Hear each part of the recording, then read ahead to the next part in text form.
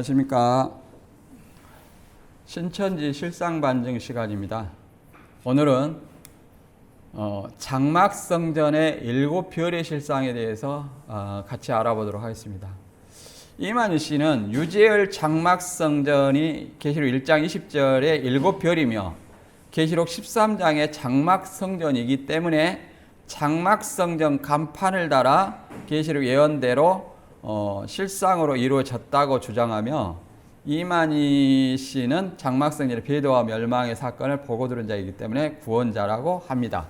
그리고 또한 이 장막성전의 어떤 실상이라는 것은 장막성전의 7사람이 계시록 2장과 3장에 나오는 1, 2, 3장에 나오는 7별이다 이렇게 주장을 해서 장막성전의 간판 밑에 뭘 달았냐면 7별을 붙이고 그것이 장막성전의 7사람을 상징한다, 7사자를 상징한다 이렇게 주장을 했습니다. 그래서 신천지는 계시록을 장막성전에 포커스를 맞춰가지고 성경을 해석합니다. 짜집기 하는 거죠. 결론이 이미 나와 있어요. 장막성전을 통해서 이만희 씨를 드러내는 거. 그래서 첫 번째는 장막성전에 7별을 붙일 수가 있는가? 7별을 이제 붙였잖아요. 과연 왜 붙였냐? 또 붙일 수가 있는가? 그 다음에 두 번째, 장막성전에 7별을 붙인 적은 있는가? 7별을 달고 7사람이 하니까 이렇게 하는 얘기예요. 그 다음에 세 번째, 장막성전에 7사자가 7별이며 7교회인가? 이제 장막성전에 유재열 씨를 포함한 7사람이 7별이며 7교회라고 얘기를 합니다. 그 다음에 네 번째, 반모성과 소아시아 7개 도시의 7교회에 대해서 알아보도록 하겠습니다. 계시록 1장에 보면 예수님의 오른손에 7별을 붙들고 이제 7금초대 사이를 다니시는 거예요. 7금초대를. 이 7별이 뭐냐? 오늘은 이거를 알아보도록 하겠습니다. 계시록 1장 20절에 내 본 것은 내 오른손에 7별의 비밀과 7금초대라.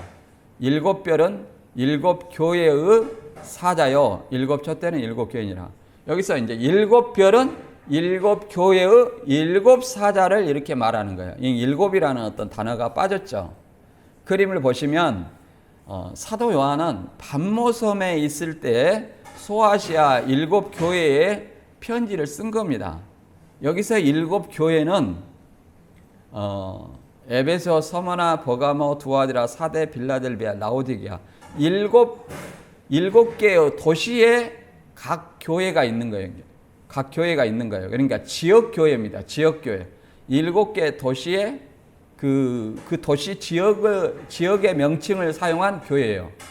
우리 교회는 이제 참빛교회죠. 근데 예를 들어서 아무 교회도 없었고 우리 교회만 존재했다. 이 신안동에 그러면 우리 교회를 무슨 교회라고 할 수 있냐면 지역교회로 신안교회라고 이렇게 할 수 있겠죠. 그러나 이미 이 지역교회명을 사용할 수가 없어요. 왜 그러냐면 지역교회가 많이 있고 그 초가에서 교회가 너무 많아. 그래서 지역교회명을 사용할 수가 없어요, 지금은. 그러나 이 당시에 도미티안 황제시대 사도 요한이 있었던 당시에, 초대교회 당시에는 이 소아시아에 7교회가 있었다 이 말이에요. 7개 도시에 7교회가 있었어요. 그러면 7개 도시에 7교회가 있었는데 이 7개 도시의 7교회가 과연 이 장막성전이란 이 한 교회로 사칭할 수 있겠느냐, 모방할 수 있겠느냐 이걸 생각해 봐야 되고, 더 나아가서 7사람이 7개 도시의 7교회를 대체할 수 있겠는가? 없다는 거예요. 근데 이제 이걸 연상을 하도록 해서 교회를 교회를 목사라고 하고, 그래서 7별은 7 목사, 그러면 사자도 목사, 그러니까 7별은 7 목사의 목사 이렇게 되는 겁니다. 그러면 신천지 주장대로 신천지 주장은 한 교회에 7사람을 7교회라고 하는데 이건 논리에 맞지 않고 더 나아가서 7교회를 어떻게 한 교회로 대체할 수 있습니까? 없다 보니까 교회를 뭘로 바꾸냐면 목사로 바꿔가지고 설명을 합니다. 그럼 목사로 바꾸다 보면 7별은 7 목사의 목사다. 그러면 7교회니까 한 교회에 2명씩 필요해요. 그러면 7교회니까 몇 명이 필요해요? 14명이 필요하다. 14명이. 14명의 실상이 있어요, 없어요? 없잖아요. 그래서 연상을 하도록 하는 겁니다. 교회를 목사라고 가르친 후에 7별 7사자, 7교회를 제외시키고 항상 설명을 합니다. 그 다음에 첫 번째, 장막성전에 7별을 붙일 수 있는가? 이제 붙여서 7교회라고 하기 때문에 이런 말이 나오는 겁니다. 장막성전에 7별을 붙이고 이것이 소아시아 7교회를 상징한다 이렇게 얘기하기 때문에 과연 7별을 붙일 수 있는가? 첫 번째, 66년 3월 14일 또는 5월 5일 동맥 자르고 언약한 그 언약한 7사람이 장막성전에 7별이 될 수 있느냐? 두 번째는 장막성전에 7별을 붙일 수 없는 이유가 있어요. 그 다음에 세 번째는 7교회가 7교회로 흩어졌을 때 7교회냐 아니면 함께 있을 때냐, 이렇게 7사람을 7교회라고 하니까 이렇게 얘기를 하는 겁니다. 그래서 만약에 66년 언약 당시에 7별을 7사람이 7별이라면 그때 7별을 붙여야 돼요.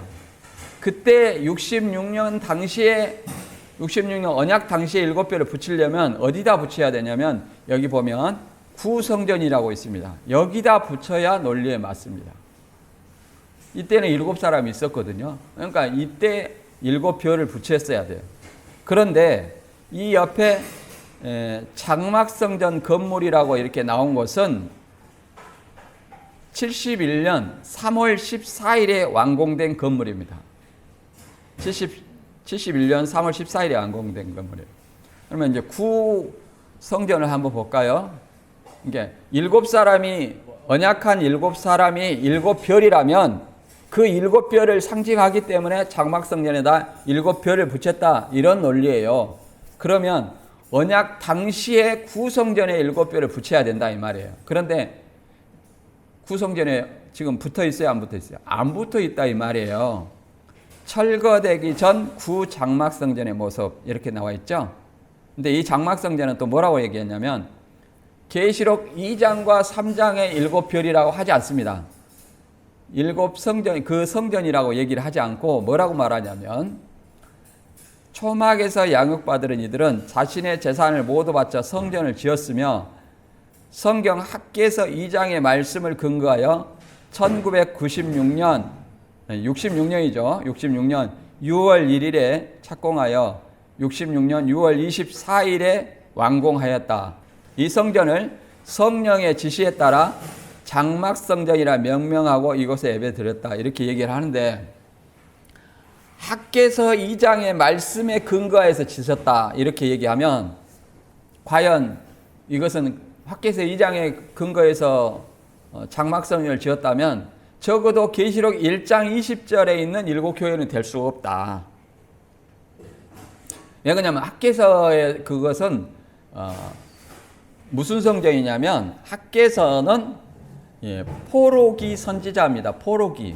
그래서 포로 후 기한했을 때 학개서를 근거로 해서 성전을 지으라는 명령을 통해서 지어진 성전이기 때문에 우리가 성전을 보면 솔로몬 성전, 포로 기한 후에 수룹바벨 성전, 그 다음에 예수님 당시에 헤롯 성전이 있습니다.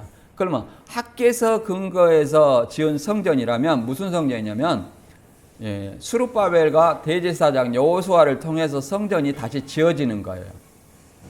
무슨 성전이냐면 스룹바벨 성전이라고 하는 것이지 장막 성전이라 하지 않습니다.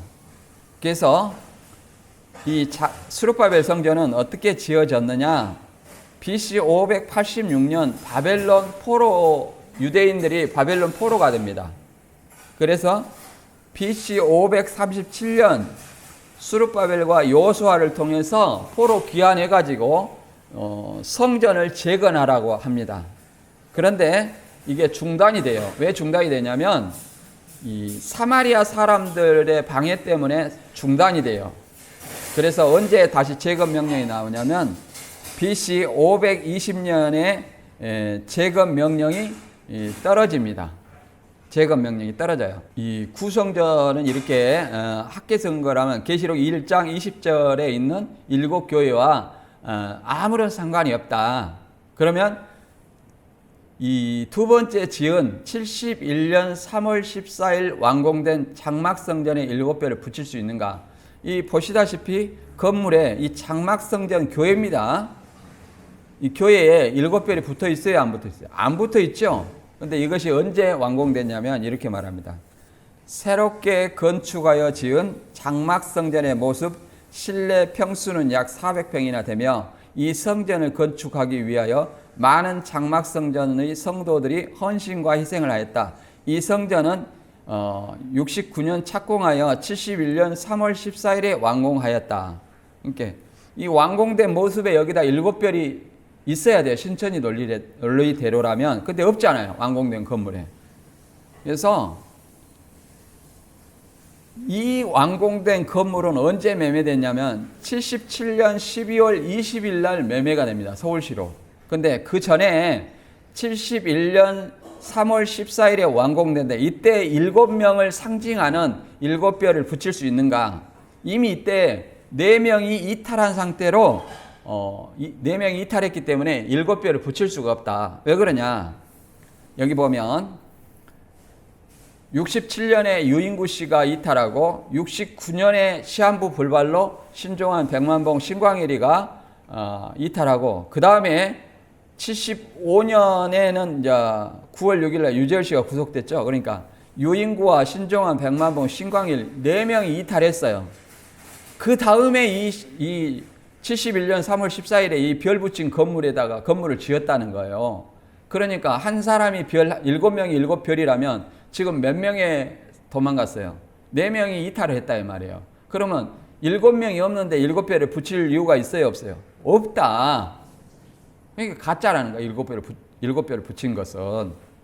더 나아가서 그 7사람이 7별이라고 할 때 7사람이 계시록 2장과 3장이 7별이라고 할 때 7교회는 7갈래로 흩어졌을 때 7교회라 하는 것이냐 아니면 7사람이 함께 있을 때 7교회라 하는 거냐 우리가 이걸 생각을 해보겠습니다. 왜 그러냐면 지금 7갈래로 흩어졌기 때문에 이들이 배도했기 때문에 7갈래로 흩어진다는 논리예요. 그러면 7갈래로 흩어졌을 때 7교회냐 봐보세요. 7갈래로 흩어졌을 때 7교회라면 7별을 장막성전에 붙일 수 있습니까 없습니까? 장막성전에서 7갈래로 흩어졌다 그러면 도망갔다는 거예요. 다 이탈해가지고. 그러면 그 7사람이 흩어져서 도망갔는데 장막성전에 7별 붙일 이유가 있어요 없어요? 없다. 또 장막성전에 7사람이 함께 있을 때 7교회다. 그러면 함께 있을 때 7별을 붙여야 되는데 이미 그 건물은 71년 3월 14일 날 완공된 건물로 이미 4명이 이탈했기 때문에 7별을 붙일 수 있어요 없어요? 없다. 그러니까 이 7별을 어떻게 해서든지 함께 있을 때든지 도망가서든지 또 71년 완공된 건물엔 7별을 어떻게 하든지 붙일 수 있어요 없어요? 없다는 것이 드러났죠. 두 번째, 장막성전에 7별을 붙인 적이 있는가?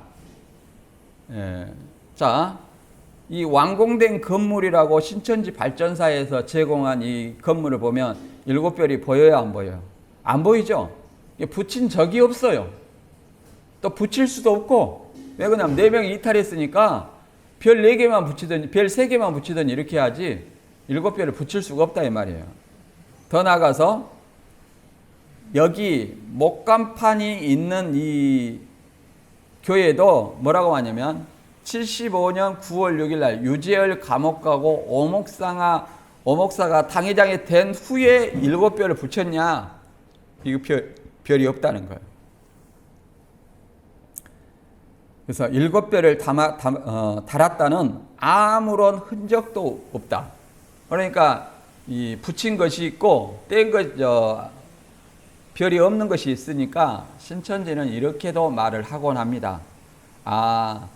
배도했을 때는 잠깐 띄었다가 다시 붙였다. 이렇게 말하고는 하지만 이미 71년대에 완공된 건물은 어떻게 해서든지 4명이 이탈했기 때문에 7별을 붙일 수가 있어요, 없어요? 없다는 것입니다. 그리고 완공됐을 당시의 건물에도 별이 없었고 그 다음에 75년 9월 6일 날 유재열 감옥 가고 오평호가 당회장이 된 후에도 7별을 붙였어요, 안 붙였어요? 안 붙였다. 그 다음에 75년 4월 3일 이제 장막성전 수사가 들어갑니다. 수사가 들어가요. 이게 80년 5공화국 때 뭐 2단 사이비 해가지고 뭐 감옥 들어갔네 뭐 이런 얘기 하는데 이거는 다 거짓말입니다. 75년도에 있은 일인데 장막성전 교회 수사 이렇게 나와 있죠. 그때 이 건물을 보면 7별이 있는지 없는지 한번 확인해 보겠습니다. 여기 보면 없죠. 근데 큰 화면으로 보면 7별이 있어요, 없어요? 여기도 옛날 신문이에요. 뉴스 라이브러리에서 보면 이 신문이 다 나와요. 명확하게. 보여요, 안 보여요? 안 보이죠? 없다는 거예요. 그럼 별이 없냐? 있다는 거예요. 신천지는 이렇게. 지금 이 건물 앞에 사람이 서 있고 여기에 7별이 붙어 있죠? 이걸 가지고 7별이 붙어 있다고 얘기를 하는데 자, 이 건물을 자세히 보시기 바랍니다. 우리가 신천지에 있는 사람은 저도 신천지에 있을 때 어떤 걸 봤냐면 장막성전이 있냐 그러고 장막성전 글씨를 보고 교회가 있었구나. 그 다음 7별이 있다고 하니까 7별이 있구나 하고 그것만 본 거예요. 근데 나와서 보니까 이게 가짜인가 아닌가 이걸 검증하기 위해서 이게 들여다보니까 글씨와 별 뒤에 배경이 보이더라 이 말이에요. 배경이. 이 배경을 보니까 1층과 2층의 차이점이 나오죠. 1층은 유리창이 안 깨졌고 2층은 유리창이 깨져가고 화판이 되어 있죠. 그러면 누가 봐도 이것은 합성이라는 거예요. 합성. 그 다음에 또 1층과 2층의 색깔을 보세요. 2층은 뭐 거무튀튀 해가지고 이제 철거 직전의 어떤 건물이고 1층은 좀 선명하죠. 그래서 이것이 어느 전문가가 아니더라도 이것은 누가 보더라도 합성이다. 합성된 사진이고 조작이라는 것을 알 수 있습니다. 그러면 이렇게 말합니다. 신천지인들은 이게 별이 뭐가 중요하냐? 그 건물이 있었다는 것이 중요하지 이렇게 말합니다. 물론 있었어요. 있었으면 80년 9월까지 있어야 돼요. 80년 9월에 이제 장막성전에 침노해가지고 84년에 신천지가 생기니까 84년도까지 이 건물이 있어야 돼요. 근데 84년도까지 있었다는 말 못하고 뭐라고 말하냐면 그 80년도까지 그 건물이 있는 건 내가 봤다. 왜 그런 얘기를 하냐면 등기부를 통해서 77년 12월 20일 날 서울시로 이 71년에 완공된 건물은 서울시로 팔았다. 그리고 문원동으로 이사 갔다. 이렇게 말하니까 내가 80년도까지 그 막계동 장막성전이 있는 것을 내가 봤다. 이렇게 얘기를 합니다. 물론 있었어요. 80년도, 81년도가 있었는데 그 있은 이유가 뭐냐? 이거예요. 이 서울 도시계획 이야기 보면 손정목 교수가 쓴 서울 도시개발 50년사를 이 5권의 책자에 썼는데 4번째 책에 책에 장막성전 이야기가 나와요. 그 중에 일부를 제가 발췌해가지고 여기다 놔뒀습니다. 보면 뭐냐, 장막성전 신도들의 저항이 시작되었다. 왜 그러냐면 77년 12월 20일 날 서울시로 소유권이 넘어가면 거기에 있을 수 있어요, 없어요? 없죠. 근데 그 장막성전 신도들이 나무 땅에다가 그냥 집 짓고 산 거예요. 무허가로. 그래서 그 사람들이 뭐냐면은 이주 대상에서 제외된 주택 소유자 32가구의 저항이 시작됐다 그래요. 32가구. 이게 나무 땅에다 지어지니까 보상이 돼요, 안 돼요?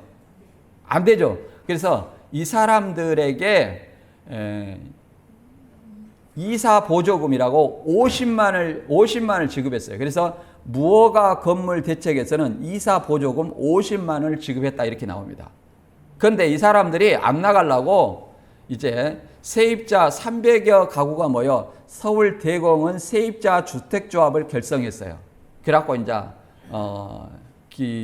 구장막성전 거기다가 농성을 하기 시작하는 겁니다.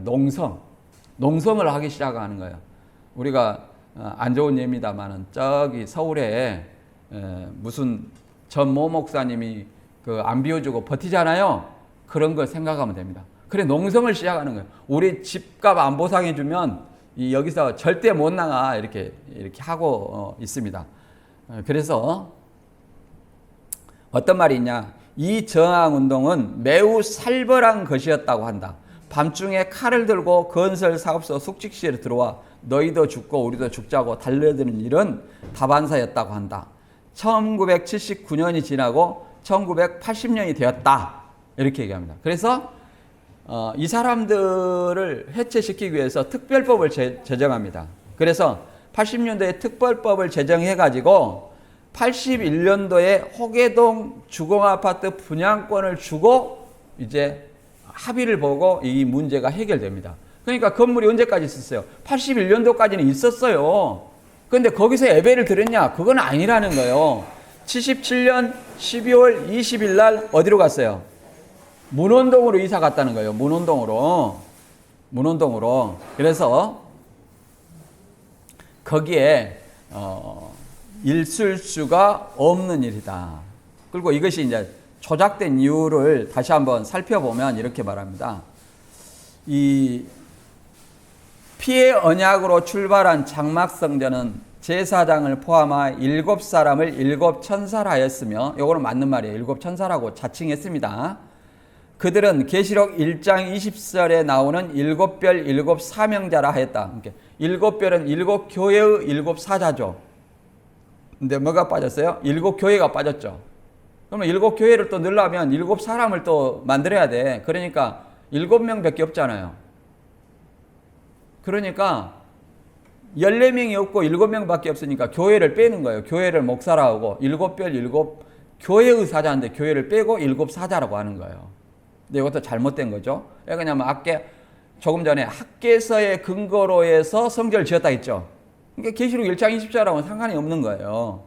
더 나아가서 장막성전 간판 아래 7별을 달아놓은 것은 이와 같은 의미를 얘기한 거다. 계시록 1장 20절에 7별은 7교회의 사자, 7교회를 상징하는 7별을 달아놨다 이런 논리예요. 그러나 이것이 가짜인 것은 우리가 이 앞번에 조금 전에 알아봤죠. 첫 번째는 가짜라는 것은 다시 한번 쭉 정리를 해보면 이렇게 됩니다. 첫째, 유인구와 유재열은 계시록 1장 20절에 7별이라 하지 않고 계시록 15장에 7천사라고 그랬어요. 둘째, 교회 이름을 장막성전이라고 이렇게 하는 것은 계시록 13장에 멸망당할 장막성전이 아니라 15장에 증거 장막의 성전을 사칭한 거예요. 장막의 성전을 사칭해서 이렇게 한 거고, 세 번째는 71년 완공 당시 4명의 이탈로 7별을 붙일 수 있어요, 없어요? 없다. 넷째, 철거 직전 건물에 2층과 1층의 유리창이 같아야 달라요. 다르죠? 그게 조작이라는 거예요. 다섯 번째, 교회 건물 2층과 1층의 배경 색깔이 같아야 달라요. 다르죠? 이것도 뭐예요? 조작이다. 뭐 이렇게 말하면 7별 그것이 무엇이 중요한디? 건물 그것이 무엇이 중요한디? 사람이 성전이요. 또 지들이 그렇게 7별이라 하겠어. 이렇게 얘기하는데 그건 다 헛소리입니다. 어떤 교주가 우리는 배도한 7별이고 멸망당할 장막성전 이렇게 할 사람 없다. 그 다음에 6번째, 81년도까지 건물이 있었다 이렇게 주장을 합니다. 물론 있었어요. 그러나 77년 12월 20일 날 서울시로 매매를 했단 말이에요. 그럼 교회는 이사가 갖고 문원동에서 예배를 드려요. 그러면 그 건물은 어떤 사람이 존재했습니까? 이주비 보상 50만 원을 받은 사람이 이 보상으로 부족하다, 집을 못 산다 이렇게 해가지고 농성을 하기 위해서 거기에 버텼다는 거예요. 그래서 81년도까지 있었던 겁니다. 그걸 얘기를 하는 것이지 여기에 7별을 붙였다는 어떠한 증거도 없다. 세 번째, 장막성전 7사자가 7별 7교회인가? 7별 7사자라고 하죠? 7별 7사자. 근데 7별은 7교회의 사자의 실상이라면 몇 명이 필요하냐면 신천지식으로 해도 14명이 필요해요. 왜 그러냐면 거기는 교회를 뭘로 보냐면 교회를 목사로 설명해요. 목사. 그러면 이걸 적용을 해봅니다. 7별은 7 목사의 목사다. 그러면 7교회니까 한 교회 에베소 교회 사자 그러면 에베소 목사의 목사예요. 서머나 목사의 목사예요. 버가마 목사의 목사예요. 그러면 한 교회에 몇 명이 필요해요? 목사가 2명 필요하죠? 7교회니까 몇 명이 필요하냐? 14명이 필요해요. 14명이. 근데 14명이 필요한데 몇 명밖에 없어요? 7명밖에 없다. 그러면 유재열은 자신들을 어떤 존재로 사칭했느냐? 자기를 우리는 계시록 1장에 배도한 7별입니다. 우리는 계시록 13장에 멸망당할 장막성전입니다. 이렇게 사칭했냐 이 말이에요. 이게 보겠습니다. 소아시아 7교회 있습니다. 이 7교회는 한 사람이 한 교회라고 말할 수 없는 것은 한 도시, 에베소 도시의 한 교회예요. 서머나 도시에 있는 한 교회예요. 공동체라는 거예요. 공동체. 그리스도인의 공동체예요. 이게 유재열을 믿는, 유인구를 믿는 장막성전을 얘기하는 것이 아니라는 거예요. 계시록 1장 20절에 내 본 것은 내 오른손에 7별의 비밀과 7 금초대라. 7별은 7교회의 7사자라는 거예요. 그러니까 7별은 7 목사의 7 목사다. 그럼 몇 명이에요? 27, 24. 14명이 필요하다. 왜 그러냐? 에베소 교회의 사자 그러면 에베소 목사의 목사, 서머나 교회의 사자 그러면 서머나 목사의 목사. 7명이 아니라 14명이 필요하다. 실상이. 그런데 몇 명밖에 없어요? 7명밖에 없다. 이렇게 볼 수 있습니다. 이게 계시록 1장 20절과 2장과 3장에 있는 7별, 7사자, 7교회는 될 수가 없다는 얘기죠. 그러면 유재열 여인구 씨는 자신들을 뭐라고 했냐?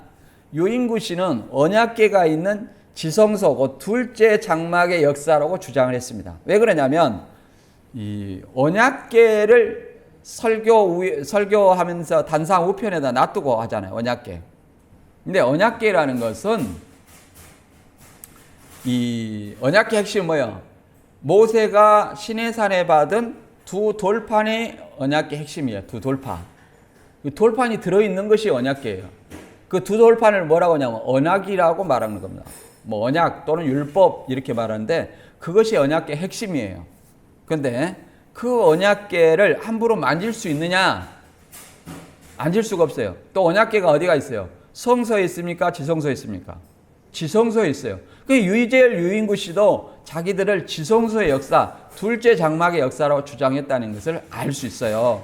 그리고 함부로 만질 수 있느냐? 이 너무나 거룩하기 때문에 1년에 한 번만 대제사장이 거기에 들어가고 함부로 만질 수도 없고 만지면 죽어요. 만지다가 죽는 사람이 있었죠? 사무엘하 6장 6절에 보면 저희가 낙원의 타작마당에 이르러서는 소들이 띠므로 우사가 손을 들어 하나님의 궤를 붙들었더니 여호와 하나님이 우사의 잘못함을 인하여 진노하사 저를 그곳에 치시니 저가 거기 하나님의 궤 곁에서 죽으니라. 자, 말이 소들이 뛰니까 언약궤가 떨어지면 안 되잖아요. 이게 붙들었어. 이건 사람의 생각이에요. 근데 하나님의 언약궤는 함부로 만질 수 있어요, 없어요? 죄인은 거룩한 어떤 성문에 함부로 다가갈 수 없어요. 만지면 죽는다는 거예요. 그리고 정해진 사람만 제사함의 예법을 하고 거기 가까이 나아갈 수 있는 거. 만지질 않았어요. 대제사장도 그걸 만지질 않았단 말이에요. 그냥 거기에서 대제사장은 자기 향로가 있어요. 그 재단에서 불을 붙여가지고 이 재단의 향연으로 이 속죄서 언약궤 위 이 속죄서를 가리웠어요. 왜 그러냐면 하나님이 그 위에 자정하시거든요. 그러니까 하나님을 본 사람은 죽어야 살아요. 죽잖아요. 그래 이 속죄서 위 그룹들 사이에 속죄서 위를 가리웠단 말이에요. 그리고 그 속죄가 안 된 상태에서 지성소에 들어가면 죽어요. 그래서 대제사장 옥에는 원 밑에는 방울이 달려 있어요. 그리고 줄이 있습니다. 밖에서 이렇게 혹시 죄져 가지고 잘못 들어가면 죽기 때문에 죽으면 끄집어내려고 줄 달아놓고 들어간단 말이에요. 그냥 밖에서 끄집어내는 거예요. 그렇게 지성소가 하나님의 언약궤에 가까이 다가가는 것조차도 엄한데 우사가 이렇게 나고는 타작마당에 이르러 소들이 뛰니까 아이고 언약궤 떨어지면 안 되는데 하고 딱 만졌다는 거예요. 이거는 사람의 생각으로 떨어지면 안 되니까 만졌어. 근데 이것을 하나님은 뭐라 하냐면 우사의 잘못함을 인하여 그러면 진노하사 하나님의 거룩한 언약궤를 붙잡았잖아요. 이걸 잘못했다는 거예요. 그래서 치셔가지고 바로 죽었다 이렇게 얘기합니다. 그런데 만지면 죽는 이 언약궤가 언제 없어졌냐? 외경에는 BC 586년에 선지자 에레미야가 바벨론 침노할 때 이 언약궤를 이렇게 감추었다는 거예요. 그 이후로는 언약궤가 발견된 적 없다는 거예요. 그러면 헤롯 성전에는 뭐냐? 스룹바벨 성전은 뭐냐? 그는 언약궤를 다시 만든 거고 돌판은 없어요. 왜 그러냐면 언약궤 핵심이 뭐예요? 두 돌판이에요. 돌판은 발견되지 않았어요. 아직까지도 발견됐다는 말이 없어요. 이렇게 만지면 죽는 언약궤가 이 유재열이 유인구씨들은 이 언약궤를 단상 우편에 세워주고 1년에 한 번씩 볼까 말까 해요. 그 언약궤를. 그런데 수시로 옆에 놓고 설교할 때 금으로 싼 것도 아니고 나무 상자로 만들어가지고 이렇게 말합니다. 구성전이 협소하여 새로 지은 장막성전 내부 단상의 모습 왼쪽 원 조막에서 피로 언약할 당시 기록한 언약의 내용이 담긴 언약서를 넣어둔 언약궤다. 무슨 유인구 씨가 한 상을 받아가지고 너희는 나를 순종해라. 순종하면 내가 너희한테 준 영을 거두지 않겠다. 순종하면 3년 반 안에 이루어주겠다. 이런 어떤 유인구 씨한테 순종하라는 내용을 유인구 씨가 한글하고 한자하고 썼다는 거예요. 이거를 넣어놨다는 거예요. 무슨 그것이 언약궤입니까? 하나님이 모세에게 하나님이 친필로 써준 돌비 그것이 뭐예요? 그것이 언약궤예요. 그 유인구 씨가 한글하고 한문하고 이렇게 나한테 순종해라. 순종하면 3년 반 안에 이루어지겠다. 뭐 명령을 어기면 너희한테 준 영을 거두어 버리겠다. 유인구 씨가 준 영입니까? 뭔 영입니까? 그게 언약궤예요, 뭐예요? 그래갖고 언약궤 속에는 뭐가 들어있어요? 언약의 두 돌판만 들어있어요. 아론의 쌍난 지팡이, 그 다음에 만나를 담은 긍하리는 언약궤 앞에다 두었어요. 물론 히브리서 9장에서는 안에 들어가 있는 걸로 되어 있지만 그건 잘못 오역된 겁니다. 구약에 보면 언약궤 앞에다 뒀어요. 그래서 언약궤 속에는 언약 당시 하나님과 언약한 언약서와 한상을 보고 드린 그림들도 있으면 뭐 언약궤가 그림이 있어요. 만나를 담은 항아리나 아론의 쌍난 지팡이라면 몰라도 혹시 그림이 있어요. 그리고 유재열씨 학창시절 기계체조 선수로서 금메달, 은메달, 동메달, 상장들도 있고 메달도 있고 이게 언약하고 뭔 상관이에요? 그리고 정창래 씨가 새벽마다 새벽 예배 때 가끔 꺼내주면서 간증을 했다는 거예요. 이게 뭡니까? 언약궤를 사칭한 사기다. 사기다. 예, 교주들은 다 사기예요, 사기. 그래서 그러면 이 유재열, 유인구 씨가 우리는 계시록 1장 20절에 일곱 별이요 계시록 13장에 멸망당할 장막성전이라 했느냐. 여기 장막성전의 동기동창인 구인의 시 얘기를 들어보면 알 수 있습니다. 구인의 시하고 김풍일 씨하고 이만 씨하고는 장막성전 동기동창이에요. 과천 장막성전의 일곱 천사의 역사는 무엇인가? 계시록 15장 5절과 6절.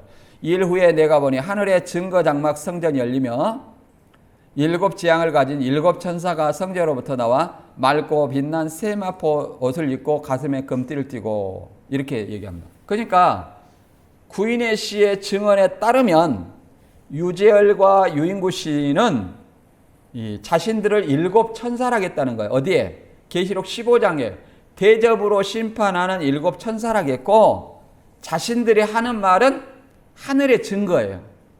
천사가 하는 말이니까. 그리고 그래서 이름을 장막의 성전인데 이 소유격을 빼고 장막성전이라고 얘기를 한 거예요. 사칭한 거예요. 그래서 이 사람들을 뭐라고 그랬냐면 66년 6월 경기도 시흥군 가천면 막계리 청계산 및 저수지 장막성전이라는 교회가 건축되어 일곱 천사들의 역사가 시작되었다. 이 일곱 천사는 인자가 영으로 재림하실 징조로 나와서 역사하실 예표의 사람들이다. 그러니까 구인의 시도 지금 유재열 씨를 뭐라고 그래요? 길예비 사자라고 하는 거예요. 길예비 사자라고. 이 교주들은 다 선배 교주들이 길예비 사자야. 저도 하나 차리면 이만희 씨가 길예비 사자가 되는 거예요. 자, 일방적이죠. 이 일곱 천사가 나와서 장막성전이라는 교회를 건축하고 역사한 후에 인자가 재림하게 되어 있다. 이 일곱 천사가 무엇인가 하면 일곱 눈, 종순, 무화과 나무 역사다. 거짓 선지자 역사라 이렇게 얘기를 하는 겁니다. 이게. 자, 과연 계시록 15장의 간판이 이 장막성전인지 13장의 장막성전이 보면 여기 보면은 뭐라고 되어 있어요? 하늘의 증거 장막성전. 이게 문이죠, 문. 교회 문이에요. 문에 이렇게 써놨죠. 이게 13장을 인용한 것 같아요. 15장을 인용한 것 같아요. 명백하게 15장이에요. 그러니까 이만희 씨가 일방적으로 유인구 씨와 유재열 씨는 배도한 일곱 별이다, 멸망당할 장막성전이다 이렇게 주장하는 것 뿐이지 15장에 하늘의 증거 장막의 성전을 장막성전이라 한 거다. 여기도 의자를 뺐으니까 천국 못 가는 거예요. 그 다음에 장막성전이 멸망을 당해서 사라져야 돼요. 이만희 씨가 네가 배도자다 멸망자다 해갖고 이겼거든요. 근데 언약 49주년 2015년 3월 14일 하늘의 증거 장막성전 이렇게 돼 있죠. 아직 존재하죠. 네. 사라지지 않았다는 거예요. 그러니까 장막성전이 멸망당하지 않았기 때문에 이만희 씨는 구원자 할 수 있어요, 없어요? 없다. 또 어떤 교주가 자신을 배도한 일곱 별, 멸망당할 장막성전이라 할 수 있냐 이 말이에요. 여기 이제 여기 보도록 하겠습니다. 일곱 별은 일곱 교회의 일곱 사자의 실상이라면 14사람이 필요하지만 7명밖에 없어 맞지 않고, 그 다음에 유재열은 촛대가 있는 성소라 하지 않고 언약궤가 있는 지성소라 한 것이며 언약궤를 모방한 것은 BC 586년 이후 사라진 언약궤를 모방하여 언약궤 안에 두 돌파는 어디 가고 유인구 씨의 순종하라는 언약서와 그림들과 상장들과 메달들이 언약궤와 무슨 상관이냐? 진짜 언약궤라면 모두 죽었을 것이다. 또한 유재열은 자신들을 계시록 15장의 일곱 천사이며 하늘의 증거로 교회명을 장막의 성전을 사칭하여 장막성전이라 한 것이며 성경의 학계서나 계시록 1, 2, 3장의 일곱 교회와 아무런 상관이 없는 모방과 사칭 사기다. 이렇게 이해를 해볼 수 있습니다. 사칭 사기다. 그 다음에 네 번째, 반모성과 소아시아 일곱 도시의 일곱 교회. 소아시아 7지역 도시의 7교회의 실상이 장막성전의 7사람이 될 수 있느냐? 소아시아 7교회의 의미는 뭐냐? 자, 여기 보면 반모섬에 7교회가, 반모섬과 7교회가 있습니다. 근데 장막성전을 반모섬이라고 그래요. 진천이는.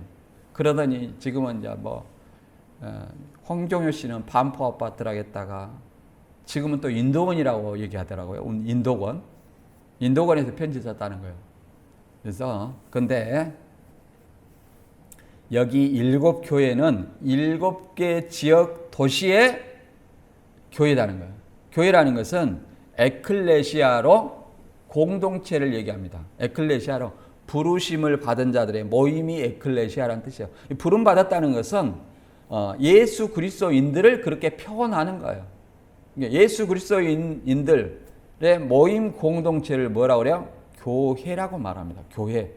또 예수 그리스도를 믿는 사람을 새언약 백성이라고 하죠. 새언약 백성을 또 뭐라고 그래요? 교회라고 말해요. 예수 그리스도인들을 뭐라고 그래요? 증인이라고 그러죠. 그래서 증인들을 또 뭐라고 그래요? 교회라고 말해요.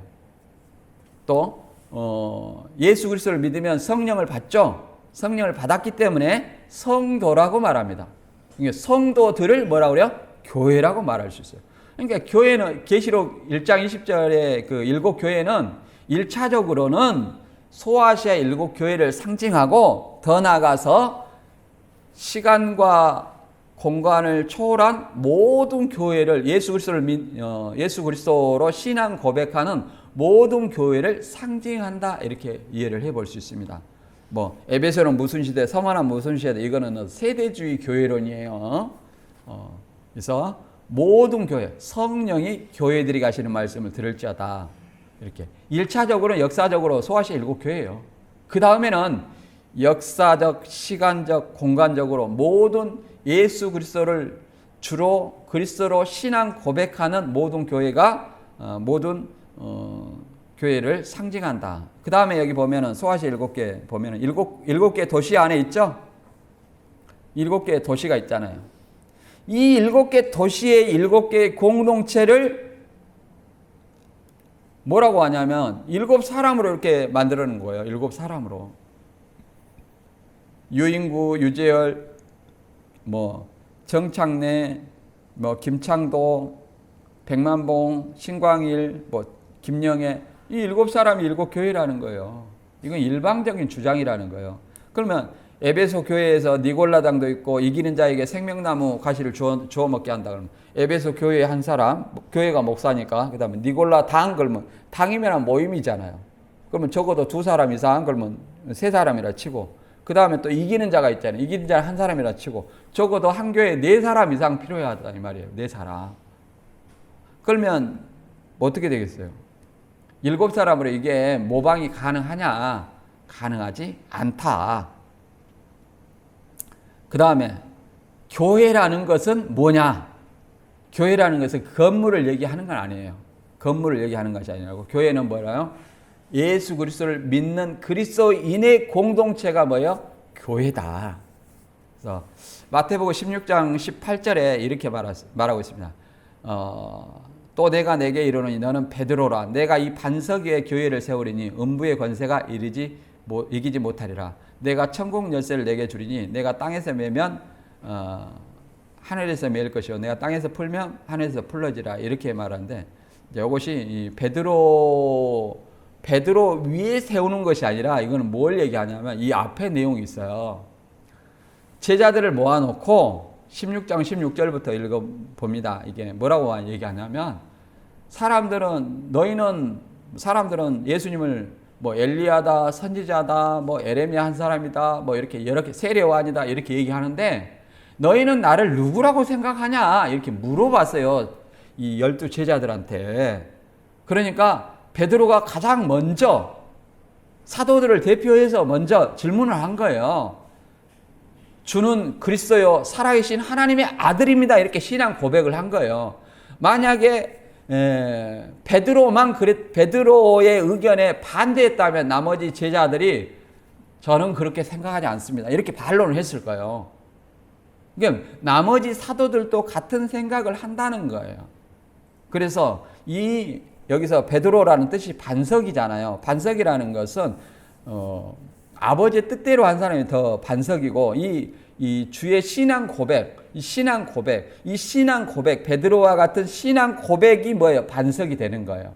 그래서 이 반석과 같은 이 반석 위에 신앙 고백한 사람 위에 뭘 세워요? 교회를 세운다. 그 말이에요. 그래서 음부의 권세가 이기지 못한다. 그에게 뭘 준다? 천국 열쇠. 천국 열쇠라는 것은 너 천국과 지옥과 이런 것이 아니라 복음을 전하면 그 복음을 믿게 되면 당연히 천국을 가게 되는 거예요.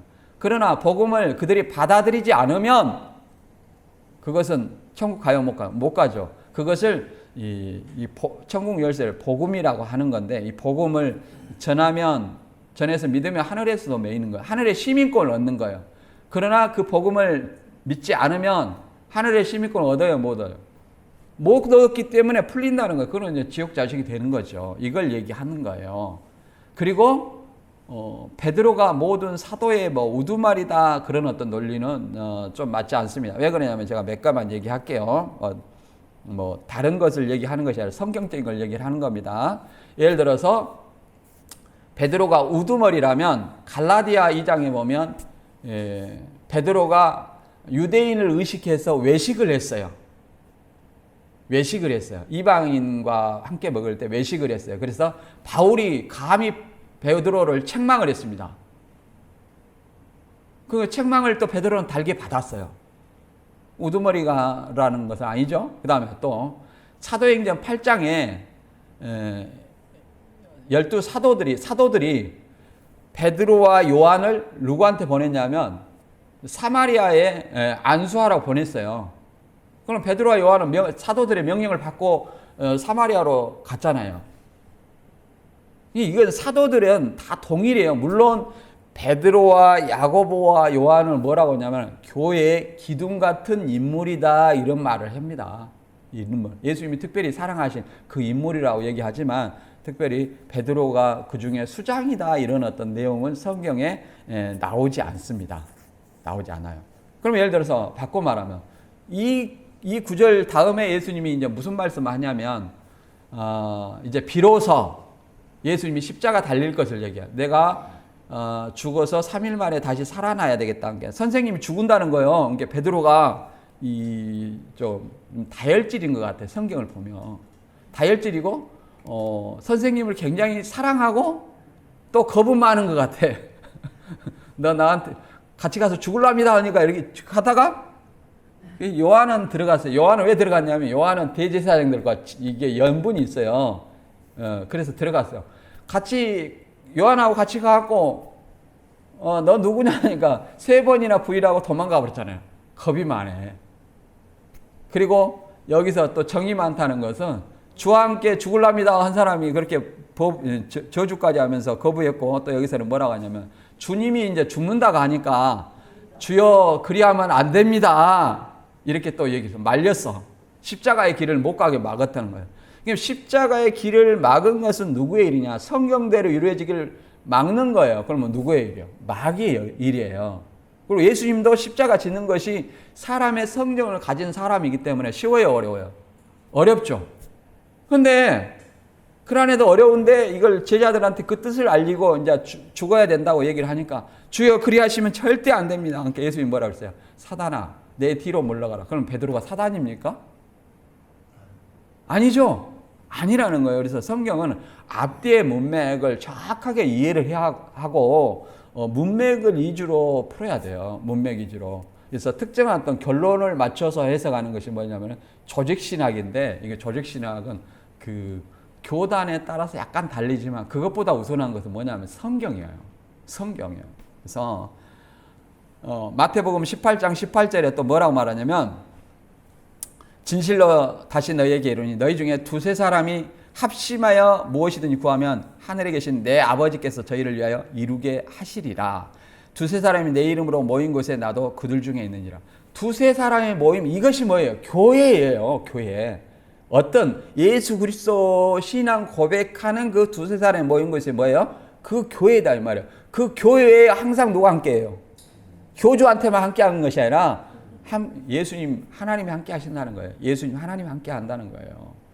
그래서 이 교회라는 뜻을 다시 정리해 보면 에클레시아라고 합니다.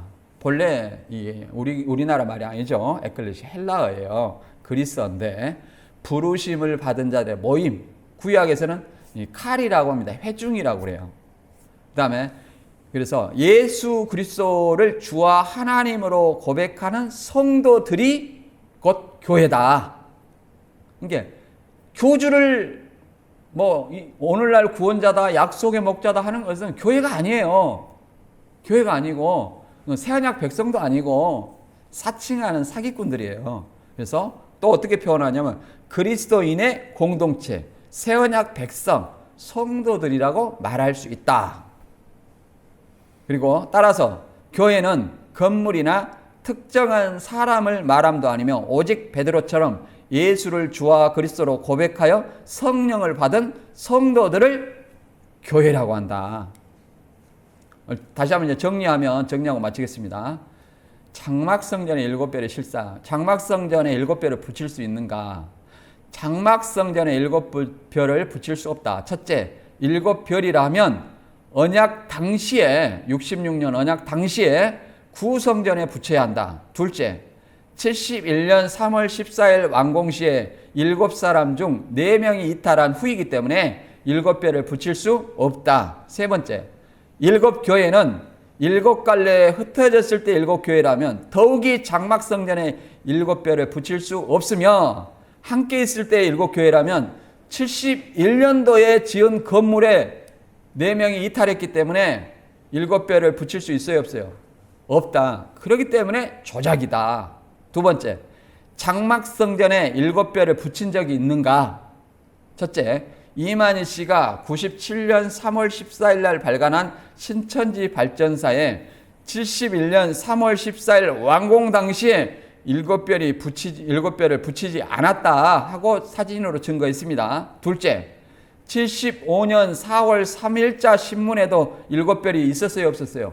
없었다. 셋째, 오직 7별을 붙인 사진은 하나이지만 이것도 조작인 것은 2층과 1층의 유리창의 차이. 2층은 유리창이 깨졌고 1층은 유리창이 멀쩡해요. 그 다음에 색깔의 차이. 2층은 커뮤니티하고 1층은 밝은 색깔이죠. 누가 보더라도 사진 합성 조작으로 사기라는 것을 알 수 있어 거짓이다. 세 번째, 장막성전 7사자가 7별 7교회인가? 장막성전 7사람은 7별이 될 수 없다. 첫째, 7별은 7교회의 7사자의 실상이라면 14명이 필요한데 7명밖에 없기 때문이다. 둘째, 유재열은 촛대가 있는 성소를 모방한 것이 아니라 언약궤가 있는 지성소를 모방했다.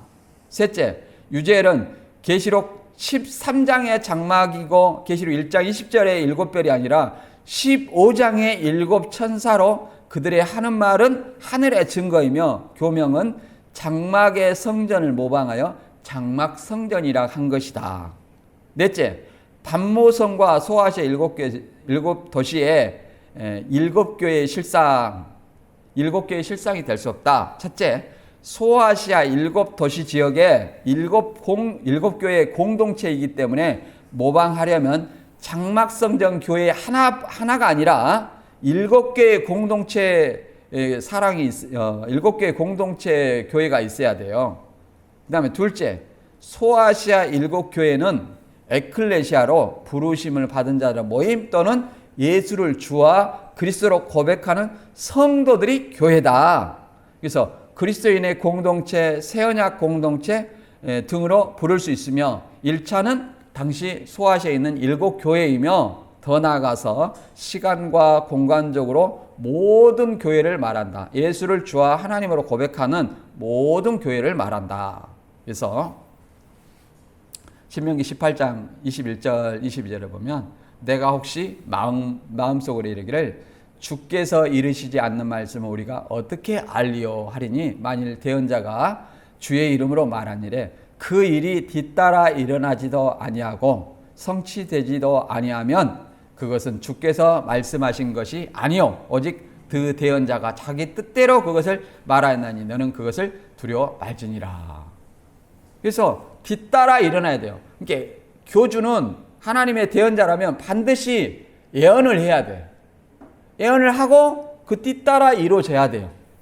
그런데 이 신천지 이만희 교주는 과거사를 조작하는 사람이다. 과거사. 그래서 천사의 계시로 받아먹은 7교회의 실상이 조작이라면 천사가 보여준 실상이 될 수 없다. 그래도 두 번째, 이렇게 이제 너무 많이 틀리니까 날짜와 인물은 중요하지 않다고 이렇게 얘기를 합니다.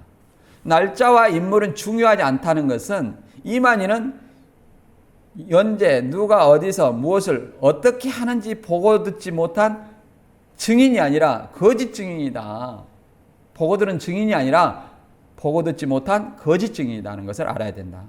그 다음에 장막성전 7사자가 계시록 7별이 아니면 이만희는 구원자나 약속의 목자를 사칭한 사기꾼이며 적그리스도일 뿐이다. 이렇게 이해를 해볼 수 있습니다.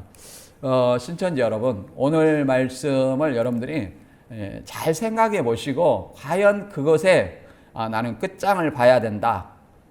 그래도 혹시 장로교보다 낫다 이렇게 생각하는지 여러분들이, 저도 장로교입니다. 그러니까 확인해 보시고 진짜 신천지가 맞는지 확인해 보시고 진짜 올바른 어떤 선택을 하시길 바랍니다. 오늘 말씀 여기서 마치고 다음 시간에 다른 주제로 다시 찾아뵙도록 하겠습니다. 감사합니다.